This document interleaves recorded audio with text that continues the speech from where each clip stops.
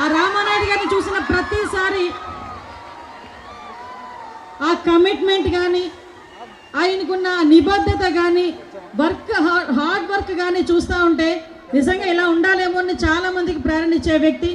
అటువంటి వ్యక్తి ఈరోజు ఒక మంచి నినాదం తీసుకొని ఆడపిల్లలని రక్షించుకోవాలి అని చెప్పి సేవ్ గర్ల్ చైల్డ్ అనే కార్యక్రమాన్ని తీసుకురావడమే కాకుండా ఇక్కడికి నాలాంటి వాళ్ళని చాలామందిని ఇక్కడికి పిలిచి మిమ్మల్ని అందరినీ కూడా ఇన్స్పైర్ చేయడానికి తన సామాజిక బాధ్యత నిర్వర్తిస్తున్నందుకు ఒక ఆడపిల్లగా, ఒక మహిళగా, ఒక తల్లిగా మీకు ఇక్కడ ఈ స్టేజ్ మీద శిరస్సు వంచి మీ అందరికీ కూడా నమస్కారం తెలియజేస్తున్నా.